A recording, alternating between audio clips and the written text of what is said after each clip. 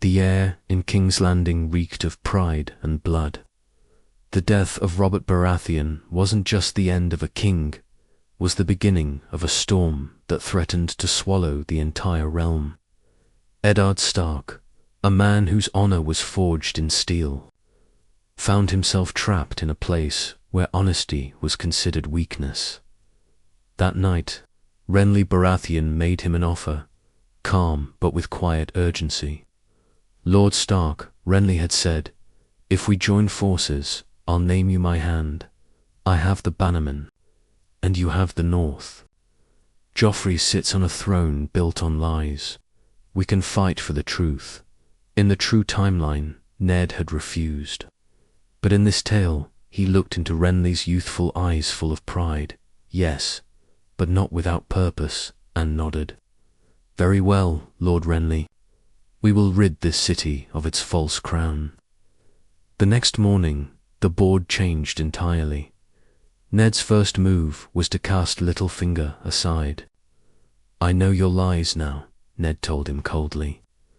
I don't trust you, Littlefinger smiled, trying to weave his way out. But Ned had him thrown into the black cells. For once, no one dared defend him. Renly summoned his banners. From Highgarden came the Knights of House Tyrell, led by the charismatic seer Loras from Storm's End.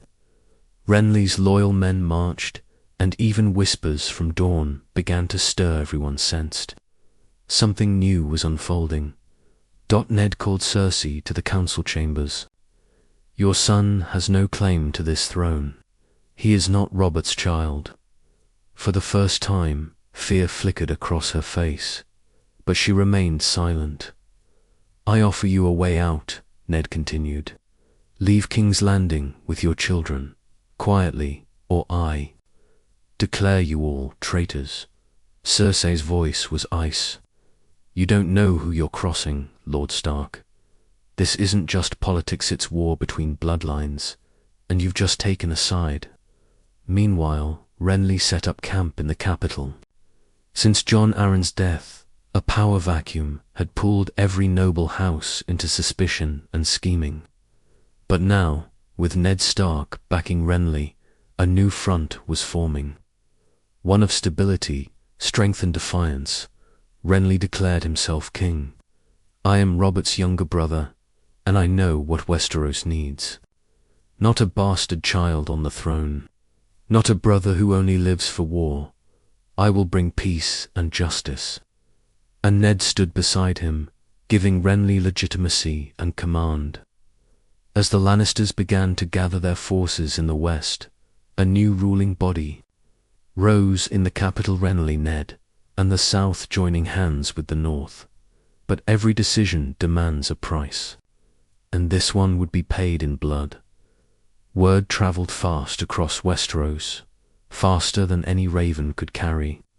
By the time the sun had set on King's Landing the next day, every noble house knew Renly Baratheon had claimed the Iron Throne, with Eddard Stark standing at his right hand. The North and the Reach had formed a rare and dangerous alliance, and the boy King Joffrey was quietly being replaced without a war dash yet in the Red Keep. Cersei's rage boiled like wildfire in a sealed barrel. She refused Ned's offer to leave peacefully. She had too much pride, too much hate, and too much to lose. He took my crown from a boy's head, she hissed, pacing the chambers. He doesn't know what I'll do to take it back. She summoned every loyal Lannister in the capital. Seer, Marin, Trant, Qyburn, even the spies Littlefinger had planted, though he was now rotting in the cells, rallied around her. She began quietly moving her children into hiding. Joffrey, despite his arrogance, started to understand what was happening. His mother whispered in his ear every night, filling his young mind with poison. They're stealing your throne, my sweet lion. Are you going to let them? Meanwhile, in the throne room, Renly sat not on the Iron Throne, but before it, in council with Ned and the Tyrells. He refused to sit until the realm truly recognized him. "Let the realm see we earn this." "Crown," he said, "not seize it." Ned respected him for that. Though young and politically green, Renly had the charm and vision Robert lacked, and with the Tyrells pouring in gold and soldiers, they looked like the future of Westeros. But the Lannisters weren't going to surrender. In Casterly Rock, Tywin, Baratheon received the raven and said nothing for a long while. Then, with cold clarity, he ordered his forces to march east. "If they want a king," he said to Sir Kevon, "they'll learn how kings are made in blood."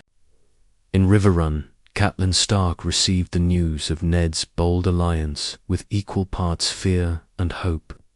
Robb, her eldest, was furious that he had not been consulted. "We're the North. We should crown ourselves, not kneel to any southern lord."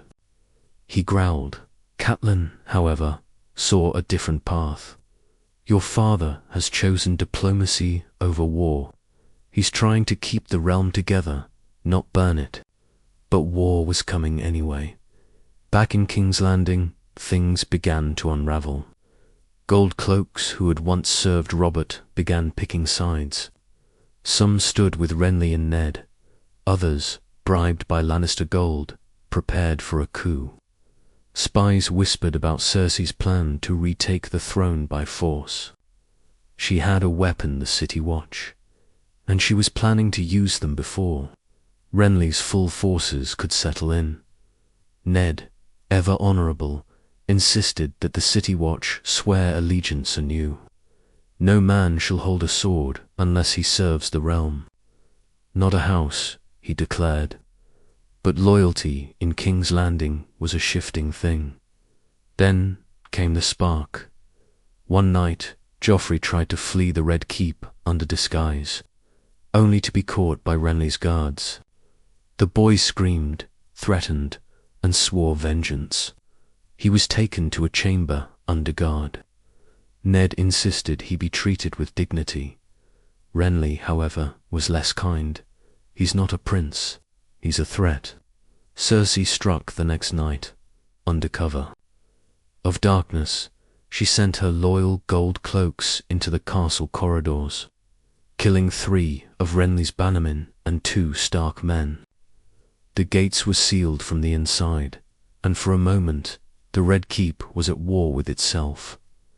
But Renly had planned well. Ser Loras, furious at the attack, led a charge straight through the courtyard, cutting down traitors and securing the throne. Room. The morning sun rose over bloodied stone. Renly stood with sword in hand, his crown of antlers freshly forged, and looked at the people. "The war has begun," he whispered to Ned, "and we didn't even draw the first sword." Ned just nodded, his jaw clenched. "Prepare the ravens. Westeros must know we offered peace." The Lannisters answered with blood. Cersei Lannister had always known power wasn't inherited, was taken, and now, watching her plan crumble. Beneath the force of Renly's Tyrell cavalry and Ned's northern discipline, she realized she had underestimated both.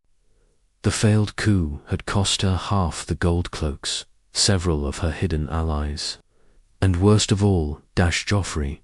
He was now imprisoned in a secure wing of the Red Keep under constant guard. Cersei tried demanding his release, but Renly only sent a single response: "He will be treated with respect, but he is no king." That line was like a blade to her pride. She retreated to her chambers with her youngest children, Tommen and Myrcella, and plotted. But she had fewer friends now. Varys, ever the spider, remained neutral. Grand Maester Pycelle had lost influence. And without Littlefinger, her web was unraveling. Across the city, a different kind of rule was taking root. Renly's court was lavish, welcoming, and open. Loras Tyrell stood as his sword and shield, while Marguerite Tyrell began hosting gatherings to charm the noble houses of King's Landing. Slowly, they replaced fear with allure. The Reach had a way of making enemies into admirers through feasts, gifts, and whispers, but Ned didn't trust it. He walked the halls with a frown, carrying the weight of something deep out. "Is this better than war?" he asked Catelyn when she finally arrived at the capital, "or just war wrapped in silk?" Cat hugged him tightly, whispering, "At least you're alive. That's more than most Starks ever get in this city." Meanwhile, beyond the city walls, Westeros was burning. Tywin Lannister had reached Harrenhal, and with Jaime at his side, he now commanded over 30,000 men. Robb Stark, angered by being sidelined, had begun gathering northern bannermen and marching south. The Riverlands, caught between two thrones and an old score with the Lannisters, were turning into a battleground. Renly, realizing the weight of war, sent envoys to Riverrun and White Harbor. He offered the Riverlords autonomy and the North permanent council sit if they would unite under his rule. "This realm needs unity," he declared, "and I need the wolves beside me, not at my gates." Robb, however, was reluctant. "He wears a crown he did not earn," he growled. "Why should the North kneel to a southern king again?" But Cat pushed for peace. "Your father chose the path of alliance, Robb. Don't let pride undo what honor built." Tensions climbed in King's Landing. One night, under the pretense of a religious ceremony, Cersei tried again. She gathered the remaining loyalists to storm the chambers where Joffrey was held. The faith militant, once quiet, was promised gold and influence if they helped. It ended in blood. Renly's guards fought with fury. The faith militant were overwhelmed, and Cersei herself was captured, dragged through the halls, screaming that the throne had been stolen from her children. Her final scream echoed through the castle, "I will burn this city to the ground before I bow to that flower-crowned fool." Ned stood outside her cell the next morning. She was bruised, broken, but not defeated. "You've imprisoned a queen," she hissed. "You were never a queen," Ned replied softly.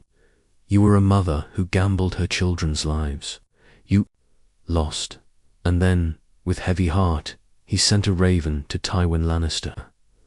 The message was clear. Cersei and Joffrey are alive and will remain unharmed. Surrender your claim, and peace can be restored. But the Lion of Casterly Rock did not yield. He wrote one word in return: no. The raven's message from Tywin Lannister arrived like a silent thunderclap. No messengers, no drawn-out speeches, just that single word. No. Renly. Baratheon read it twice, then dropped the scroll to the ground. His eyes met Ned's across the chamber. "Then there's no avoiding it," he said grimly. "The lions are coming." Outside King's Landing, war preparations began in earnest. Renly's Tyrell allies began fortifying the city's walls, while Ned took command of strategic defense, assigning Stark bannermen from the north to guard the weakest points. The city, used to politics and poison, now braced for sword and fire. Meanwhile, the common folk grew restless. They had heard of the battles raging in the Riverlands, of Tywin Lannister's brutal march, and how Jaime Lannister left smoking villages. In his wake, fear began to poison the streets. Whispers spoke of wildfire caches hidden beneath the city, of betrayals yet to come. Inside the Red Keep, Cersei remained imprisoned, yet she never begged, she never cried. She only smiled like someone who knew a secret no one else did. Renly, despite his crown and confidence, was changing. Gone was the easygoing noble who loved feasts and flowers. In his place was a young man studying maps at midnight and losing sleep over strategy. Ned often found him brooding alone, speaking less, trusting fewer people. The Iron Throne, Ned said one night, was never meant to be comfortable. Renly nodded. No, but maybe it can be honest. If we will win, but winning wouldn't be easy. Tywin's forces had now split, one army under Jaime, heading toward River Run, while another pushed directly toward King's Landing. Their aim was clear: break the city before Renly could fully unite the realm. Robb Stark was also moving. Though still wary of Renly's claim, he understood that the Lannisters were a greater threat. He offered support, limited troops, scouts, and his word to not oppose Renly until the Lannisters were dealt with. For now, the wolves and stags marched in the same direction. But then came news that shook the court. Stannis Baratheon had declared himself king. From Dragonstone, he sent ravens across the realm, proclaiming Renly's claim illegitimate. He is no rightful king, Stannis wrote. He chases popularity and flowers, not truth and justice. I am the true heir, and I shall burn all pretenders. Renly read his brother's words with tight lips. Stannis would see the realm ruled by ash and fear, he said. He won't stop with me. He'll come for everyone. Ned frowned. We can't fight Tywin and Stannis at the same time. We need to end one before the other arrives. But choices were thinning. Renly proposed one final gamble. Meet Tywin on the field, outside the city. Strike first, before the old lion reached full strength. If we win, we protect the capital. If we lose, at least the people know we didn't hide behind walls. Ned agreed, reluctantly. It's a bold move. But bold moves win crowns. The armies assembled. From the gates of King's Landing poured thousands Tyrell knights with golden roses on green cloaks, Stark bannermen clad in grey and white, and Renly's own loyal forces. Ser Loras rode at the front with Renly, while Ned marched beside Great Sean Umber and his grim-faced northerners. As they rode out, the people of the city watched in silence. Some threw flowers, others whispered prayers. Many just hoped they'd live to see another sunrise. 2 days later, near the Blackwater Rush, the banners of House Lannister came into view, red lions on gold, and the drums of war began to beat. The morning sky was crimson, as if the gods themselves had spilled blood before a single sword was drawn. Near the banks of the Blackwater Rush, two great forces faced each other: House Lannister, under Tywin and Jaime, disciplined and ruthless. House Baratheon and its allies under Renly, passionate and united. Though less experienced, Eddard Stark stood at the front lines, the direwolf banner fluttering beside the crowned stag of Renly. Beside him rode Ser Loras Tyrell, silent and stone-faced. Renly remained at the center, armored in gold and green, his crown resting beneath his helm, his confidence tempered by the weight of what was to come. The battlefield was quiet before the storm. Ned could feel the tension in the air, like the silence before winter's first snowstorm. Then came the horns, deep and long from the Lannister side, sharp and aggressive from the Baratheon camp. The ground trembled as thousands began to march. The two armies clashed with the fury of old. Gods awakened. Renly's cavalry hit hard Tyrell knights, cutting through the Lannister left flank with terrifying speed. Ser Loras fought like a man, possessed, his lance striking down night after night.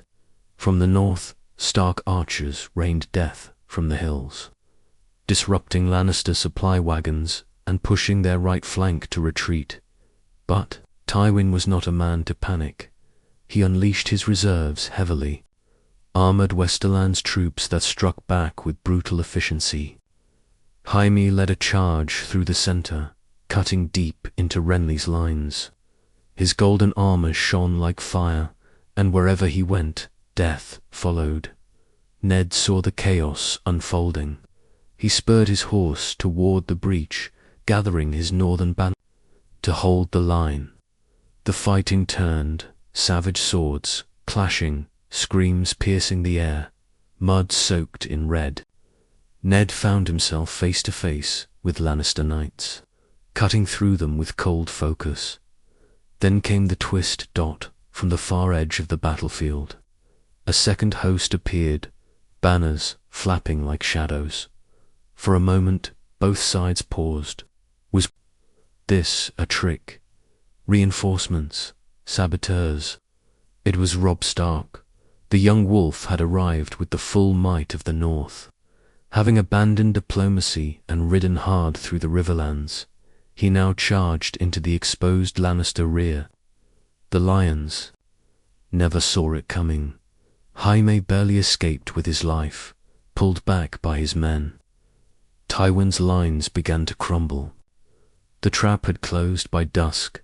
The field was silent again, but this time littered with corpses. The green banners still stood. The lion banners lay trampled in the dirt. Renly had won. The victory was staggering.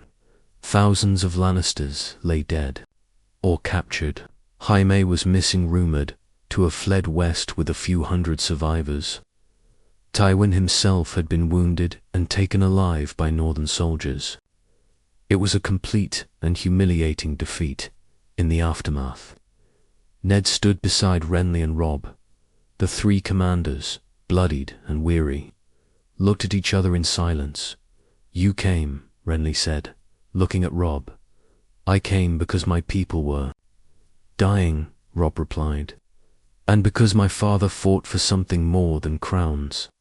They returned to King's Landing as heroes, but Ned knew better than to celebrate too early.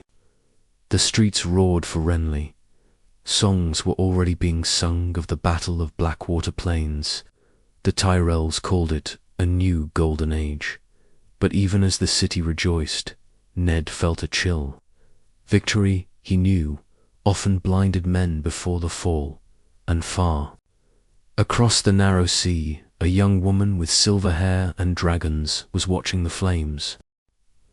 Renly Baratheon sat the Iron Throne not as a usurper or a schemer, but as the victor of the greatest battle Westeros had seen since Robert's rebellion. The city hailed him. The banners of House Lannister had been lowered. Tywin remained locked in the dungeons beneath the Red Keep, and Cersei, well, her name had vanished from every whisper, but a crown weighs heavier once it's yours. Renly discovered this truth quickly. The very lords who had cheered his rise now filled his court with demands. The Tyrells wanted lands, titles, control of the Reach and beyond. The River Lords wanted revenge against the Lannisters for the burning of their towns. The North, under Robb and Ned, wanted independence or, at the very least, real power. And all the while, Stannis Baratheon sent more ravens, each one more venomous than the last. "He is false," Stannis wrote. "He worships vanity, not law. I am the flame, and I will cleanse the lies." Renly dismissed his brother's letters. But Ned knew better. Stannis would not rest, and his fire god, that strange priestess with red eyes and whispers of prophecy, was no ordinary advisor. Worse still, the people of King's Landing were growing weary. War had emptied their markets. Refugees filled the streets. No matter how many feasts Renly threw or how many coins the Tyrells tossed into the crowd, hunger could not be bribed. Whispers of better a lion than a fool in flowers crept into the alleyways. In the north, Robb Stark had grown colder. Though the alliance stood, his patience thinned. "We bled for this throne," he told his mother, "but we are still ruled by the South." Ned tried to counsel Renly to guide him, but Renly had changed. Victory had lit a fire in him. He trusted Loras too much. He dismissed risks too quickly. "I beat Tywin Lannister, Ned," he'd say with a smile. "I can handle a few angry lords, but kingship is not a burden." And then came the shadow. No one saw how it entered. No one knew from where. But on a stormy night, guards found Renly's body, cold eyes wide in shock. No wound on his body, but a look of terror frozen on his face. Panic erupted. Some claimed poison. Others whispered darker things: a shadow, a red woman, a curse. But Ned had seen enough death to know one truth. This was not natural. Loras Tyrell screamed for vengeance. The Tyrell army prepared to seize control, blaming Stannis immediately. Ned urged caution, but the damage was done. King Renly was dead, and the Iron Throne sat empty once again. The realm fractured overnight. The Tyrells blamed the Starks for failing to protect their king. The North, seeing a power vacuum, pulled back. To Winterfell, Robb declaring, "No more southern wars." The Riverlands turned defensive. The Lannisters, wounded but not destroyed, began to regroup under Tyrion's guidance, while Cersei vanished into the shadows, and from Dragonstone, Stannis Baratheon marched forward with fire and faith, with the Red Priestess at his side, and with his enemies weakened by division. Ned Stark left King's Landing quietly. He took what remained of his honor and returned north with his family, knowing he had tried to spare the realm but failed to change its nature, because in the Game of Thrones, even when you win, you bleed.